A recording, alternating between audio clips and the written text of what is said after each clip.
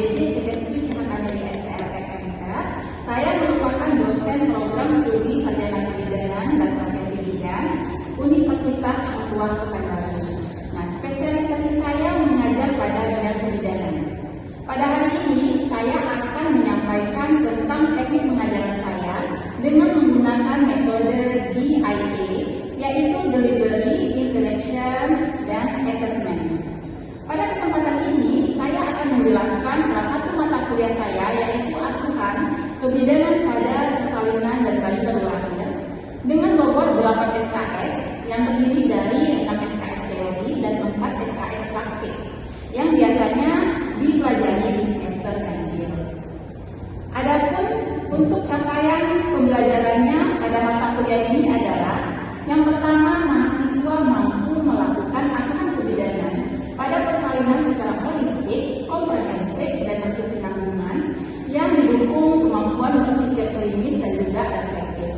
Yang kedua, mahasiswa mampu melakukan pertolongan persalinan psikologis, fisiologis atas tanggung jawab sendiri.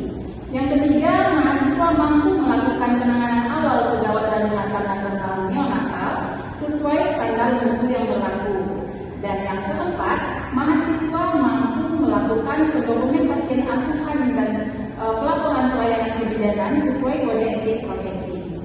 Yang kelima, mahasiswa mampu melakukan KIP, promosi kesehatan dan konseling tentang pandangan tentang persalinan sebagai proses fisiologis. Yang keenam, mahasiswa mampu melakukan manajemen pengelolaan pencegahan infeksi, pasien safety dan bantuan hidup dasar. Yang ketujuh, mahasiswa mampu melakukan asuhan bayi baru lahir sehat.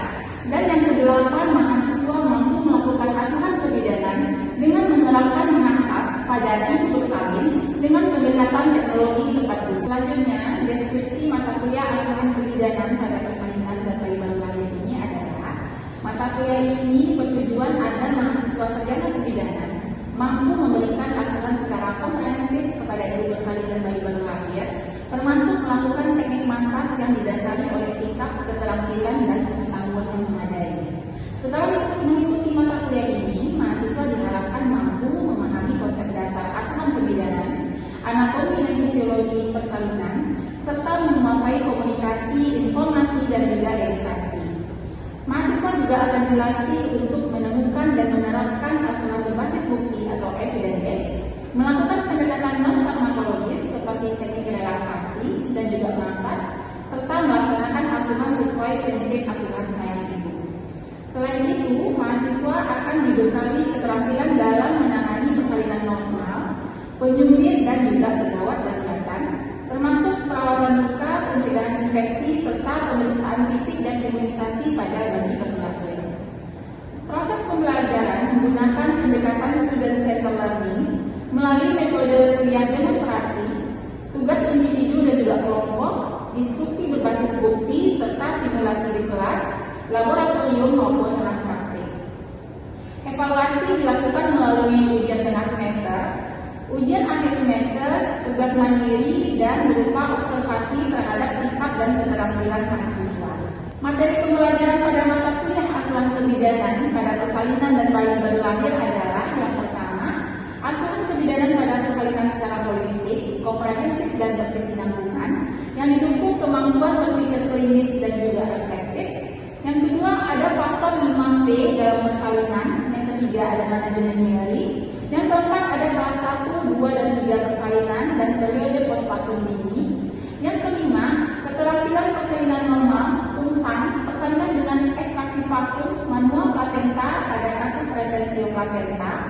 Yang keenam, keterampilan komunikasi efektif, termasuk dalam pengkajian dan dokumentasinya. Kemudian ada KIA, promosi kesehatan dan konseling tentang pandangan tentang persalinan sebagai proses fisiologis. Yang kedelapan, manajemen pengelolaan pencegahan infeksi, pasien safety, dan bantuan hidup dasar. Yang kesembilan, asuhan segera bayi baru lahir. Yang ke-10, asuhan kebidanan dengan menerapkan asas pada ibu bersalin dengan pendekatan teknologi tepat guna. Adapun sistem pembelajaran dan materi yang akan saya lakukan dalam satu semester, yaitu di awal pertemuan saya melakukan melakukan perkenalan, membangun keakraban dosen dengan mahasiswa.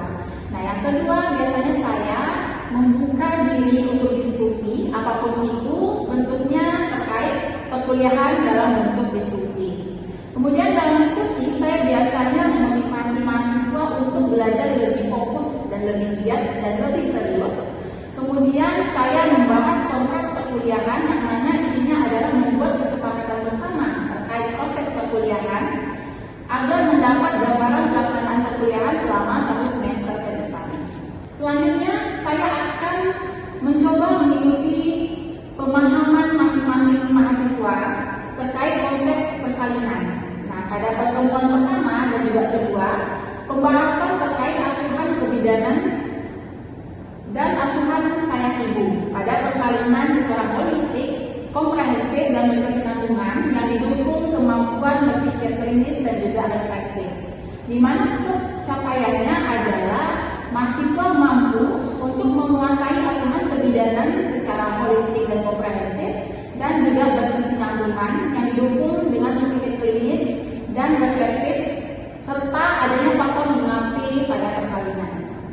Untuk pertemuan ketiga, keempat, kelima, dan keenam itu adalah melakukan penanganan awal kegawat daruratan, maternal dan juga neonatal sesuai dengan standar mutu yang berlaku.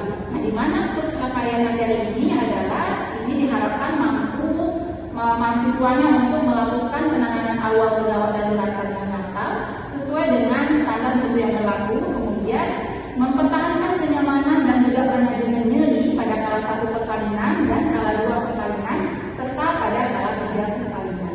Nah, untuk pertemuan ke-7 itu adalah melakukan penanganan awal kegawat daruratan maternal dan neonatal sesuai dengan standar mutu yang berlaku, di mana capaiannya adalah diharapkan mahasiswa untuk mampu melakukan penanganan dan kegawat daruratan maternal neonatal sesuai standar mutu yang berlaku. Kemudian keterampilan persalinan normal dan keterampilan pertolongan persalinan pada persalinan sungsang. Nah, untuk pertemuan ke-8 itu kita akan melakukan ujian tengah semester atau UTS. Untuk pertemuan ke-9 itu melakukan penanganan awal kegawat daruratan maternal dan neonatal, di mana materi pencapaiannya adalah mahasiswa mampu melakukan penanganan awal kegawat daruratan maternal dan neonatal sesuai dengan standar mutu yang berlaku. Kemudian keterampilan dalam pertolongan persalinan dengan ekstraksi vakum dan pada kepala didasari pampul pada kegawat daruratan manual plasenta pada kasus retensio plasenta. Nah, untuk pertemuan ke-10 itu mampu melakukan pendokumentasian asuhan dan juga pelaporan pelayanan kebidanan sesuai dengan kode etik profesi, di mana capaian materinya adalah mahasiswa mampu melakukan keterampilan komunikasi yang efektif termasuk di dalamnya pengkajian dan pendokumentasian. Nah, pertemuan ke-11 itu melakukan manajemen pengelolaan pencegahan infeksi, pasien safety dan juga bantuan hidup dasar, di mana capaian materinya adalah mampu melakukan manajemen pengelolaan dan juga pencegahan infeksi dan manajemen dan administrasi obat yang digunakan dalam asuhan persalinan dan juga bayi baru lahir. Nah, pertemuan ke-12 melakukan manajemen pengelolaan pencegahan infeksi, pasien safety dan bantuan hidup dasar, di mana capaiannya adalah mahasiswa mampu melakukan manajemen pengelolaan pencegahan infeksi dan juga pasien safety. Kemudian untuk pertemuan ke-13 itu melakukan asuhan bayi baru lahir sehat, di mana capaian materinya adalah mahasiswa mampu melakukan asuhan bayi baru lahir sehat, asuhan segera bayi baru lahir, asuhan lanjutan bayi baru lahir normal, kemudian pengkajian bayi baru lahir, pemeriksaan fisik, perilaku bayi baru lahir, dan imunisasi. Nah, untuk pertemuan ke-14 itu melakukan asuhan kebidanan dengan menerapkan masas pada ibu bersalin dengan pendekatan teknologi tepat guna. Capaian materinya adalah mahasiswa mampu melakukan masas pada ibu bersalin dengan teknologi tepat guna, kemudian konsep dasar pelayanan masas pada ibu bersalin, jenis masas untuk mengatasi ketidaknyamanan pada saat persalinan. Nah, pertemuan ke-15 itu kita melakukan asuhan kebidanan dengan menerapkan masas pada ibu bersalin, di mana capaian materinya adalah mahasiswa mampu melakukan asuhan kebidanan dan menerapkan masas pada ibu bersalin dengan Jadi pendekatan teknologi tepat guna ini seperti praktek evaluasi massage, ada endorphin massage dan juga pijat perineum. Kemudian ada metode TENS untuk mengurangi nyeri persalinan serta ada metode acupressure. Ya. Kemudian untuk pertemuan terakhir, pertemuan 16 itu kita melakukan ujian akhir semester atau UAS.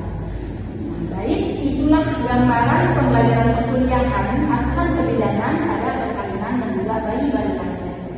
Adapun rujukan pembelajaran sebagai bentuk strategi delivery, proses penyampaian materi ke mahasiswa dengan menggunakan beberapa strategi yaitu textbook dan juga jurnal.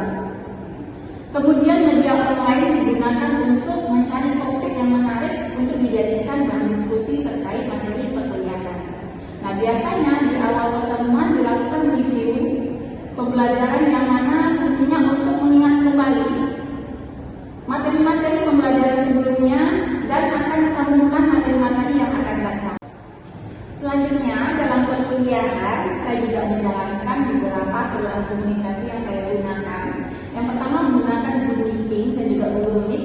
Ini dilakukan untuk berinteraksi langsung dengan mahasiswa dalam menjelaskan materi-materi pembelajaran.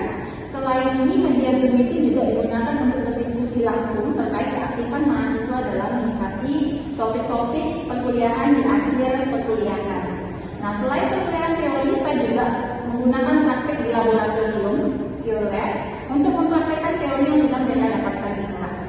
Nah, selain metode tatap muka, saya juga menggunakan learning management system, yaitu LMS, yaitu pada universitas aktual yang bisa diakses secara langsung oleh mahasiswa sebagai wujud tindak lanjut setiap pertemuan. Jadi, memuat bahan pembelajaran, video pembelajaran, forum diskusi, absensi, tugas materi, serta kuis.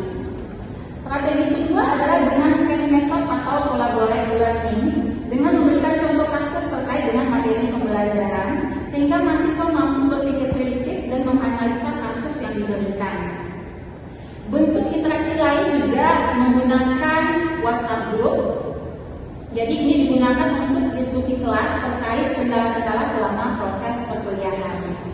Nah, pelaksanaan asesmen dalam pembelajaran dalam proses ini bagaimana saya melakukan evaluasi penilaian terhadap mahasiswa. Jadi di awal pertemuan saya menjelaskan bobot penilaian dari mata kuliah ini yaitu ujian akhir semester 35%, ujian tengah semester itu terdiri dari 25%, kemudian tugas terdiri dari 20%, kemudian kehadiran 10% dan juga soft skill 10%. Nah, selanjutnya saya akan menampilkan proses pengajaran yang saya lakukan pada mata kuliah asuhan kebidanan pada persalinan dan juga bayi baru lahir. Selamat menyaksikan dan terima kasih. Assalamualaikum warahmatullahi wabarakatuh. Waalaikumsalam warahmatullahi wabarakatuh. Apa kabar hari ini? Alhamdulillah luar biasa. Oke, baiklah, hari ini kita masuk mata kuliah perdana di semester ganjil untuk mahasiswa ibu semester 5 ya. Nah, pada hari ini kita akan melakukan kontrak kuliah terlebih dahulu sebelum kita masuk ke sesi pelajaran ya. Sebelum kita mulai aktivitas hari ini, lebih baiknya kita untuk berdoa terlebih dahulu. Jadi ibu pimpin ya untuk berdoa hari ini. Berdoa dimulai.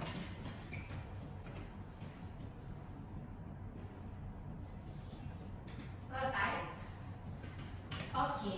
Nah, hari ini kita akan masuk ke mata kuliah asuhan kebidanan dan persalinan pada bayi baru lahir. Sebelum itu kita harus menyetujui kontrak kuliah yang akan kita sepakati dalam 1 semester ke depan. Ya, jadi sebelumnya ibu tentu saja harus perkenalan terlebih dahulu. Nama ibu Bidang Cahaya Suci Akademi STMK. Ibu untuk mata kuliah ini ada 5 tim semua. Jadi ada 5 tim dosen yang akan mengajar mata kuliah persalinan ini. Yang pertama ibu sendiri. Yang kedua itu ada ibu bidang Noviana Hidayati SSTMK. Yang ketiga ada ibu bidang Diva Maita SSTMK. Kemudian yang keempat ada ibu bidang Ika Andriani SSTMK. Dan terakhir ada ibu bidang dari Kamina SSTMK. Ya. Sebelumnya untuk mata kuliah ini kita terdiri dari 8 SKS. Ya, 8 SKS ini terdiri dari 6 SKS teori dan juga 4 SKS praktek. Jadi selain kita nanti kuliah di kelas secara tatap muka di kelas teori, kita juga nanti akan kuliah di labor dan juga kita juga akan turun lapangan untuk langsung mempraktekkan apa-apa saja yang sudah kita pelajari di dalam kelas ya. Nah, kemudian untuk capaian pembelajaran untuk mata kuliah ini, yang pertama adalah dalam mata kuliah ini diharapkan mahasiswa mampu melakukan asuhan kebidanan pada persalinan secara holistik, komprehensif dan juga berkesinambungan, didukung dengan kemampuan berpikir klinis dan juga reflektif. Yang kedua, mahasiswa mampu melakukan pertolongan persalinan secara fisiologis atas tanggung jawab sendiri. Yang ketiga, mahasiswa mampu melakukan penanganan awal kegawat daruratan maternal dan neonatal, kemudian mampu melakukan pendokumentasian asuhan dan juga pelaporan pelayanan kebidanan sesuai dengan kode etik profesi, kemudian mampu melakukan KIE, promosi kesehatan dan juga konseling tentang pandangan tentang persalinan sebagai proses yang fisiologis, kemudian mampu melakukan manajemen pengelolaan pencegahan infeksi, pasien safety dan bantuan hidup dasar. Kemudian mahasiswa mampu melakukan asuhan bayi baru lahir sehat dan terakhir mampu melakukan asuhan kebidanan dengan menerapkan asas pada ibu bersalin dengan pendekatan teknologi tepat guna. Nah, ini capaian kompetensi yang harus kita selesaikan dalam 1 semester. Nah, selanjutnya untuk mata kuliah ini. Nah, untuk mata kuliah ini diharapkan mahasiswa mampu memberikan asuhan secara komprehensif pada ibu bersalin dan juga bayi baru lahir, termasuk teknik masas yang didasari oleh sikap, keterampilan dan juga pengetahuan yang memadai. Kemudian selain itu di mata kuliah ini diharapkan mahasiswa mampu memahami konsep dasar asuhan kebidanan, anatomi dan fisiologi persalinan, serta menguasai komunikasi, informasi dan juga edukasi. Nah, mahasiswa juga akan dilatih untuk menemukan dan juga menerapkan asuhan berbasis bukti atau evidence based dan melakukan pendekatan non farmakologis seperti relaksasi dan juga masas, terutama dalam penanganan nyeri pada saat persalinan ya. Nah, kemudian untuk proses pembelajaran kita menggunakan pendekatan student centered learning atau SCL. Jadi melalui metode kuliah, demonstrasi, ada tugas individu dan kelompok, kemudian ada diskusi berbasis bukti, juga ada simulasi di kelas, ada laboratorium, juga ada praktik di lahan praktik klinik ya, di lahan praktik. Nah, untuk evaluasi, kita evaluasinya ada ujian tengah semester dan juga ujian akhir semester, ada tugas mandiri juga kelompok, serta penilaian non-tes berupa observasi terhadap sikap dan juga keterampilan mahasiswa di kelas maupun nanti di lapangan ya. Mungkin untuk pertemuan kita seperti biasa kita masuk di hari Senin dari jam 8 sampai jam 11.20 WIB, itu setiap hari Senin itu pertemuan dengan ibu ya, kita konsisten bertemu di hari Senin. Kemudian mungkin yang perlu kita komunikasikan adalah untuk absensi, mungkin ya diharapkan mahasiswa untuk hadir tepat waktu, mungkin ada dispensasi sekitar 10 menit keterlambatan ya. Maka dari itu, sebelum itu udah paham semua? Paham ya. Ada yang tidak hadir hari ini? Tidak ada. Jadi sebelum kita masuk ke perkuliahan, silakan mengisi absensi terlebih dahulu. Silakan ditandatangani ya, digeser ke teman-teman yang lain. Baik mahasiswa sekalian, untuk pertemuan perdana ini kita akan mempelajari mengenai asuhan kebidanan pada persalinan dan juga bayi baru lahir, di mana capaian pembelajaran mata kuliahnya adalah mahasiswa mampu melakukan asuhan kebidanan pada persalinan secara holistik, komprehensif dan berkesinambungan yang didukung kemampuan berpikir klinis dan juga reflektif. Nah, ini ada 6 materi pembelajaran yang akan kita bahas pada hari ini. Yang pertama itu kita akan bahas mengenai konsep normal dalam persalinan, kemudian ada asuhan dan pendekatan pada persalinan normal, kemudian ada pengetahuan dan keterampilan klinik, ada kebidanan dalam persalinan dan kelainan normal dan juga kondisi kompleks, kemudian ada peran bidan sebagai pendamping dan pelindung dalam persalinan dan juga kelahiran, dan terakhir kita akan membahas mengenai asuhan sayang ibu dan pelayanan kebidanan yang responsif ya. Oke, kita masuk satu-satu. Yang pertama kita akan membahas mengenai konsep normal dalam persalinan ya. Jadi kita sebagai seorang bidan itu tentu saja kita harus menangani proses persalinan yang fisiologis sesuai dengan kewenangan kita sebagai bidan. Kalau seandainya ada ketemu kasus yang patologis, apa yang harus kita lakukan? Rujuk ke fasilitas yang lebih baik. Nah, kita harus tahu terlebih dahulu bagaimana pengertian dari persalinan normal. Jadi persalinan normal ini merupakan proses fisiologis pengeluaran janin, plasenta dan juga selaput ketuban dari rahim melalui jalan lahir yang berlangsung secara spontan tanpa intervensi medis dengan ibu dan bayi dalam keadaan sehat sebelum, selama dan juga sesudah. Jadi tidak ada sebelum saja dan juga bukan sesudah saja. Jadi dikatakan bayi dan ibu dan bayi dalam keadaan sehat itu dimulai dari sebelum, selama dan juga sesudah dari persalinan. Nah ini dia yang tadi bilang persalinan prenatal, jadi persalinan yang kurang bulan. Persalinan prenatal ini merupakan persalinan sebelum umur hamil yaitu 28 sampai 36 minggu, ditandai dengan berat janinnya itu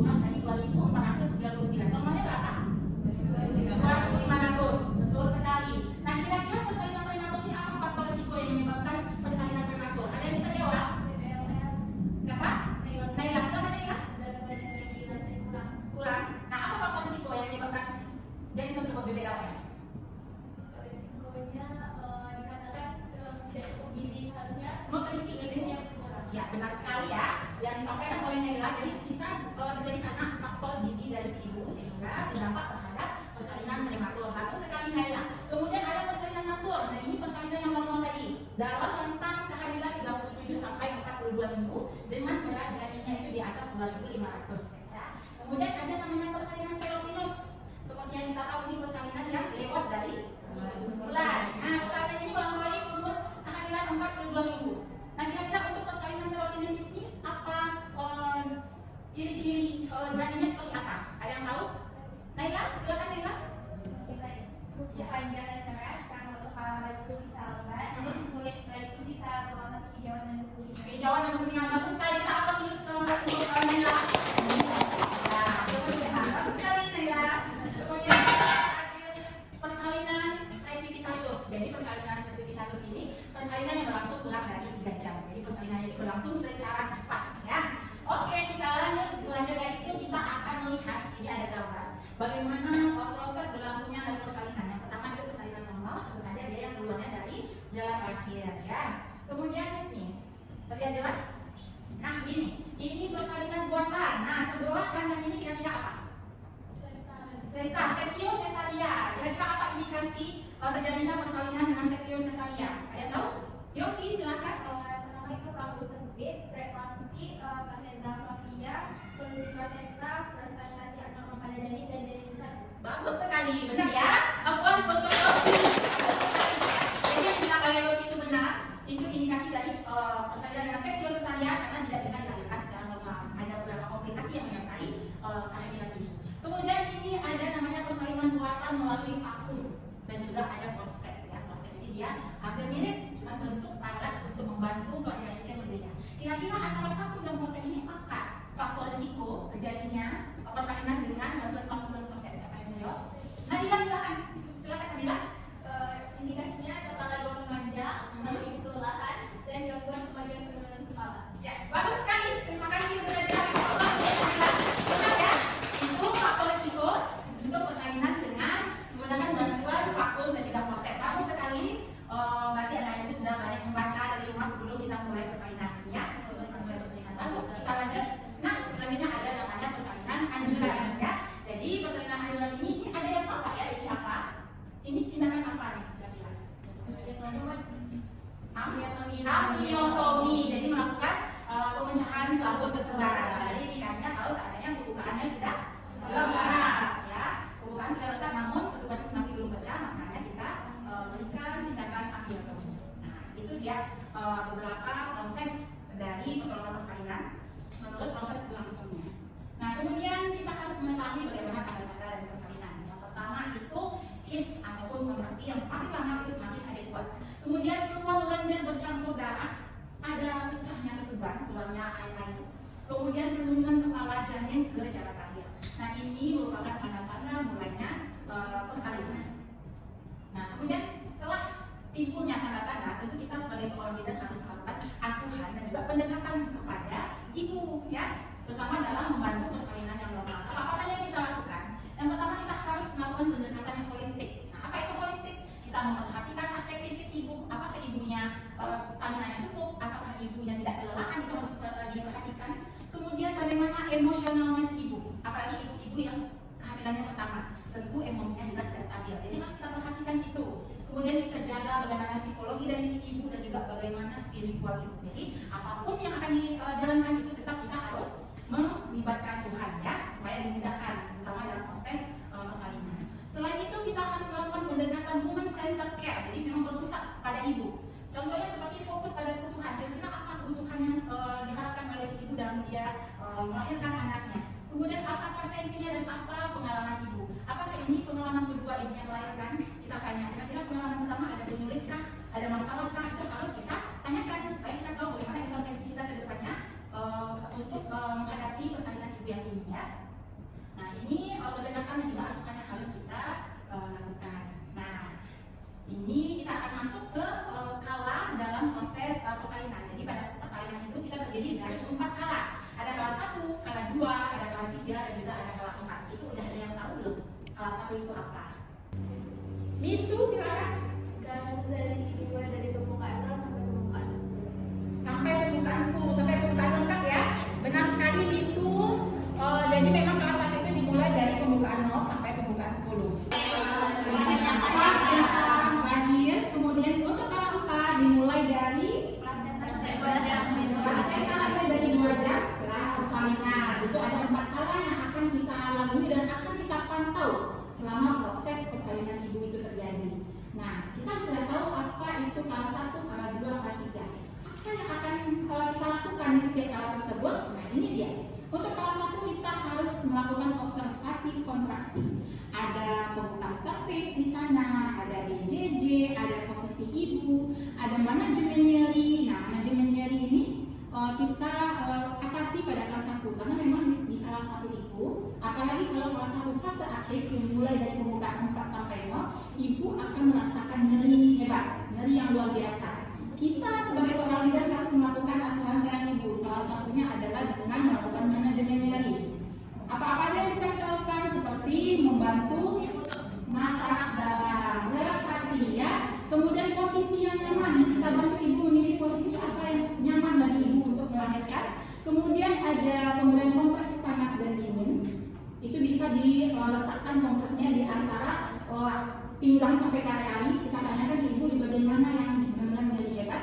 Kemudian ada teknik elbozo namanya. Elbozo itu dengan menggunakan kain jari. Udah pernah lihat sebelumnya? Jadi memang digoyangkan di antara panggul ibu. Jadi ibunya disuruh agak menjongkok gitu ya, agak gitu. Kita lakukan. Nah, selain itu kita juga harus mempersiapkan ketahanan emosi. Pada saat persalinan itu harusnya jauh-jauh hari. Jadi dimulai dari masa kehamilan. Contohnya kita mengedukasi ibu untuk melakukan senam hamil. Jadi ada kegiatan fisik yang bisa diperlukan untuk persiapan ibu dalam menghadapi persalinan. Ada senam hamil, ada yoga, jadi lebih rileks ibunya ya. Dan panggul juga otot-otot pun juga lebih rileks dalam menghadapi persalinan. Selain senam hamil yoga, kita juga ada kesiapan psikologis atau persiapan mental. Jadi mental ini berperan penting dalam proses persalinan ya. Jadi salah satu yang harus dipersiapkan itu adalah kesiapan mental, libatkan orang-orang terdekat seperti suami dan juga keluarga. Oke, baik. Mempengaruhi mental ibu mungkin dari pengalaman sebelumnya, ada dari dukungan keluarga, pengetahuan dan juga lingkungan itu berpengaruh sekali. Nah, bagaimana cara bidan? Kita sebagai bidan kita harus memberikan edukasi, menciptakan lingkungan persalinan yang nyaman, kemudian kita mendorong partisipasi dari keluarga. Oke, baik. Kita slide berikutnya. Nah, ada pertanyaan. Nanti mahasiswa harus meringkas kembali. Jadi untuk materi hari ini silakan mahasiswa nanti meringkas kesimpulan dari apa-apa yang sudah ibu berikan pada hari ini, khususnya tentang peran bidan sebagai pendamping dan pelindung dalam persalinan dan juga kelahiran ya. Selain itu, selain meringkas, mahasiswa nanti harus melampirkan 1 jurnal ilmiah. Jadi karena kita kuliah itu harus berbasis bukti seperti evidence best practice, maka dari itu setiap nanti ringkasan yang dibuat harus dilampirkan 1 jurnal. 1 jurnal itu harus 5 tahun terakhir dan relevan dengan materi yang kita pelajari pada hari ini. Jadi jurnal itu boleh bahasa Indonesia, jurnal nasional ataupun jurnal internasional. Kemudian sertakan kutipan dari jurnal tersebut dan juga urutkan bagaimana